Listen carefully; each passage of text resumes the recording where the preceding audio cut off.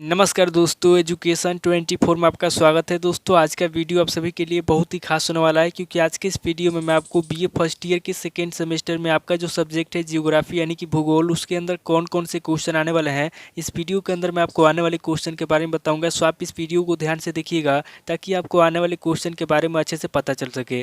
तो आइए बिना किसी देरी के हम लोग शुरू करते हैं और जियोग्राफी के अंदर जो भी क्वेश्चन आने वाले हैं उन आने वाले क्वेश्चन के बारे में जानते हैं। दोस्तों, आगे बढ़ने से पहले मैं आपको एक बात बता दूं कि जितने भी स्टूडेंट बीए फर्स्ट ईयर के अंदर है, जिनका सेकेंड सेमेस्टर के एग्जाम चल रहा है या फिर सेकेंड सेमेस्टर के एग्जाम होने वाला है, या फिर जितने भी स्टूडेंट बीए सेकेंड ईयर के अंदर है जिनका फोर्थ सेमेस्टर के एग्जाम चल रहा है या फिर फोर्थ सेमेस्टर के एग्जाम होने वाला है, वो लोग कमेंट करके जरूर बताएं कि नेक्स्ट क्वेश्चन पेपर उनको किस सब्जेक्ट के ऊपर चाहिए, ताकि आपके कमेंट के अनुसार मैं आपको क्वेश्चन पेपर दे सकूँ। तो आइए देर न करते हुए शुरू करते हैं और सबसे पहले हम लोग अति लघु उत्तरीय प्रश्नों के बारे में जानते हैं।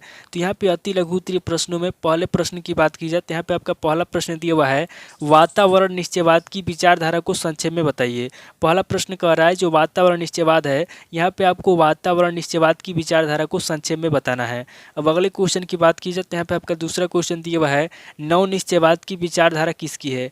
दूसरा क्वेश्चन कह रहा है जो नव निश्चयवाद है, यहाँ पे आपको बताना है कि नव निश्चयवाद की विचारधारा किसकी है। अब अगले क्वेश्चन की बात की जाए तो यहाँ पे आपका तीसरा क्वेश्चन दिया हुआ है, मानव भूगोल के उद्देश्य क्या है। तीसरा क्वेश्चन कह रहा है जो मानव भूगोल है उसका क्या उद्देश्य है, यहाँ पे आपको मानव भूगोल के उद्देश्य बताना है। अब अगले क्वेश्चन की बात की जाए तो यहाँ पे आपका चौथा क्वेश्चन दिया हुआ है, ग्रामीण अधिवास के प्रमुख प्रकार बताइए। चौथा क्वेश्चन कह रहा है जो ग्रामीण अधिवास है, यहाँ पे आपको ग्रामीण अधिवास के प्रमुख प्रकारों के बारे में बताना है। अब अगले क्वेश्चन की बात की जाए तो यहाँ पे आपका पांचवा क्वेश्चन दिया हुआ है, मानव स्थानांतरण के प्रकार बताइए। पांचवा क्वेश्चन कह रहा है जो मानव स्थानांतरण है, यहाँ पे आपको मानव स्थानांतरण के प्रकार बताना है।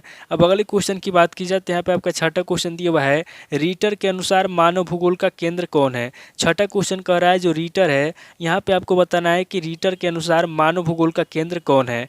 अब अगले क्वेश्चन की बात की जाए तो यहाँ पे आपका सातवां क्वेश्चन दिया हुआ है, आदिवासी ढंग की कृषि कहाँ होती है। सातवां क्वेश्चन कह रहा है जो कृषि है यानी कि जो आदिवासी ढंग की कृषि है, यहाँ पे आपको बताना है कि आदिवासी ढंग की कृषि कहाँ होती है। अब अगले क्वेश्चन की बात की जाए तो यहाँ पे आपका आठवां क्वेश्चन दिया हुआ है, मत्स्य उद्योग की समस्याएं बताइए। आठवां क्वेश्चन कह रहा है जो मत्स्य उद्योग है, यहाँ पे आपको मत्स्य उद्योग की समस्याओं के बारे में बताना है। अब अगले क्वेश्चन की बात की जाए तो यहाँ पे आपका नवा क्वेश्चन दिया हुआ है, वनों का उपयोग करने में आने वाली दो बाधाएं बताइए। नवा क्वेश्चन कह रहा है जो वन है, यहाँ पे आपको बताना है कि वनों के उपयोग करने में कौन कौन सी दो बाधाएं आती है। अब अगले क्वेश्चन की बात की जाए तो यहाँ पे आपका 10वां क्वेश्चन दिया हुआ है, लकड़ी काटने के व्यवसाय का विश्व वितरण बताइए। 10वां क्वेश्चन कह रहा है जो लकड़ी काटने का व्यवसाय है, यहाँ पे आपको लकड़ी काटने के व्यवसाय का विश्व वितरण बताना है। अब अगले क्वेश्चन की बात की जाए तो यहाँ पे आपका 11वां क्वेश्चन दिया हुआ है, काष्ठ उद्योग का उल्लेख कीजिए। 11वां क्वेश्चन कह रहा है जो काष्ठ उद्योग है, यहाँ पे आपको काष्ठ उद्योग का उल्लेख करना है।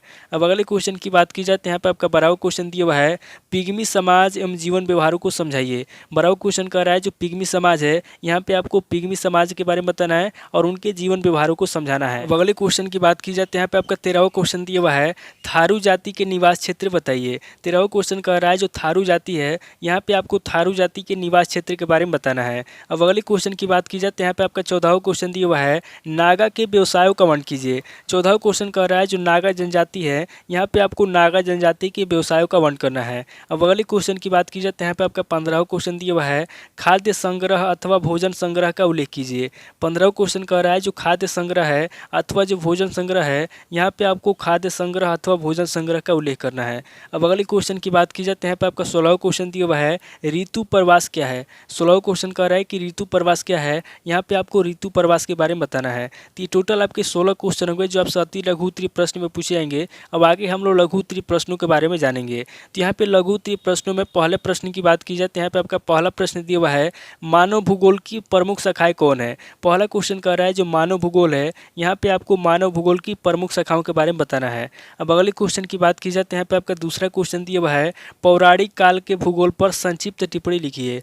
दूसरा क्वेश्चन कह रहा है जो पौराणिक काल के भूगोल है, यहाँ पे आपको पौराणिक काल के भूगोल पर संक्षिप्त में टिप्पणी लिखना है।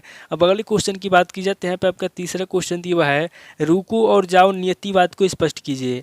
तीसरा क्वेश्चन कह रहा है कि रुको और जाओ जो नियतिवाद है, यहाँ पे आपको रुको और जाओ नियतिवाद को स्पष्ट करना है। अब अगले क्वेश्चन की बात की जाए तो यहाँ पे आपका चौथा क्वेश्चन दिया हुआ है, एशिया में जनसंख्या घनत्व को प्रभावित करने वाले भौगोलिक कारक क्या है। चौथा क्वेश्चन कह रहा है कि जो एशिया में जनसंख्या घनत्व है, यहाँ पे आपको बताना है कि एशिया में जनसंख्या घनत्व को प्रभावित करने वाले कौन कौन से भौगोलिक कारक है।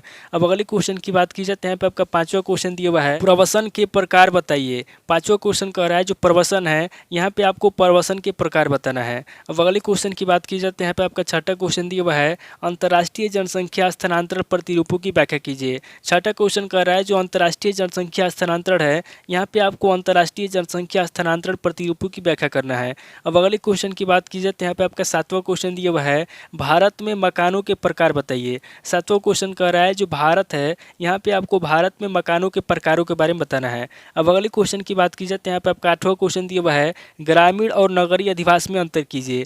आठवां क्वेश्चन कह रहा है जो ग्रामीण और नगरीय अधिवास है यहाँ पे आपको ग्रामीण और नगरीय अधिवास में अंतर बताना है। अब अगले क्वेश्चन की बात की जाए तो यहाँ पे आपका नवा क्वेश्चन दिया हुआ है, भोजन संग्रही अर्थव्यवस्था का उल्लेख कीजिए। नवा क्वेश्चन कह रहा है जो भोजन संग्रही अर्थव्यवस्था है यहाँ पे आपको भोजन संग्रही अर्थव्यवस्था का उल्लेख करना है। अब अगले क्वेश्चन की बात की जाए तो यहाँ पे आपका 10वां क्वेश्चन दिया हुआ है, सांस्कृतिक प्रसार किसे कहते हैं, यह कितने प्रकार का होता है। 10वां क्वेश्चन कह रहा है कि सांस्कृतिक प्रसार किसे कहते हैं। यहाँ पे आपको सबसे पहले सांस्कृतिक प्रसार के बारे में बताना है, उसके बाद आगे आपको बताना है कि कितने प्रकार का होता है। अब अगले क्वेश्चन की बात की जाए तो यहाँ पे आपका 11वां क्वेश्चन दिया हुआ है, सेमांग का निवास क्षेत्र एवं अर्थव्यवस्था का वर्णन कीजिए। 11वां क्वेश्चन कह रहा है जो सेमांग है यहाँ पे आपको सेमांग का निवास क्षेत्र बताना है और सेमांग की अर्थव्यवस्था का वर्णन करना है। अब अगले क्वेश्चन की बात की जाए तो यहाँ पे आपका 12वां क्वेश्चन दिया हुआ है, सांस्कृतिक परिमंडल की परिभाषा दीजिए। 12वां क्वेश्चन कह रहा है जो सांस्कृतिक परिमंडल है यहाँ पे आपको सांस्कृतिक परिमंडल की परिभाषा देना है। तो टोटल आपके 12 क्वेश्चन हो गए जो आपसे लघु उत्तरीय प्रश्न में पूछ जाएंगे। अब आगे हम लोग दीर्घ उत्तरीय प्रश्नों के बारे में जानेंगे। तो यहाँ पे दीर्घ उत्तरीय प्रश्नों में पहले प्रश्न की बात की जाए तो यहाँ पे आपका पहला प्रश्न दिया हुआ है, पौराणिक काल के भूगोल की प्रमुख विशेषताओं का संक्षिप्त परिचय दीजिए। पहला क्वेश्चन कह रहा है जो पौराणिक काल के भूगोल है यहाँ पे आपको पौराणिक काल के भूगोल की प्रमुख विशेषताओं का संक्षिप्त में परिचय देना है। अब अगले क्वेश्चन की बात की जाए तो यहाँ पे आपका दूसरा क्वेश्चन दिया हुआ है, मानव भूगोल में रेक्टेंगल के योगदान की विवेचना कीजिए। दूसरा क्वेश्चन कह रहा है जो मानव भूगोल है यहाँ पे आपको मानव भूगोल में रेक्टेंगल के योगदान की विवेचना करना है। अब अगले क्वेश्चन की बात की जाए तो यहाँ पे आपका तीसरा क्वेश्चन दिया हुआ है, विश्व में जनसंख्या के घनत्व एवं वितरण को प्रभावित करने वाले भौगोलिक कारकों की व्याख्या कीजिए। तीसरा क्वेश्चन कह रहा है कि विश्व में जो जनसंख्या घनत्व है और जो वितरण है यहाँ पे आपको विश्व में जनसंख्या के घनत्व एवं वितरण को प्रभावित करने वाले भौगोलिक कारकों की व्याख्या करना है। अब अगले क्वेश्चन की बात की जाए तो यहाँ पे आपका चौथा क्वेश्चन दिया हुआ है, विश्व में जनसंख्या पुंजों के विकास के लिए उत्तरदायी कारकों की विवेचना कीजिए। चौथा क्वेश्चन कह रहा है कि विश्व में जो जनसंख्या पुंज है यहाँ पे आपको विश्व में जनसंख्या पुंजों के विकास के लिए उत्तरदायी कारकों की विवेचना करना है। अब अगले क्वेश्चन की बात की जाए तो यहाँ पे आपका पांचवा क्वेश्चन दिया हुआ है, भारतीय ग्रामीण अधिवासियों के प्रकार एवं विभिन्न प्रतिरूपों का वर्णन कीजिए। पांचवा क्वेश्चन कह रहा है जो भारतीय ग्रामीण अधिवास है यहाँ पे आपको भारतीय ग्रामीण अधिवासियों के प्रकार बताना है और उसके विभिन्न प्रतिरूपों का वर्णन करना है।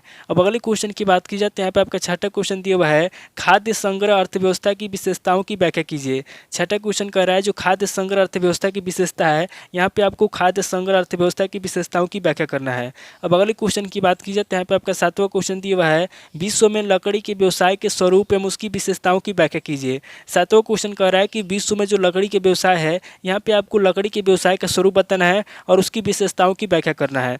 अब अगले क्वेश्चन की बात की जाए तो यहाँ पे आपका आठवां क्वेश्चन दिया हुआ है,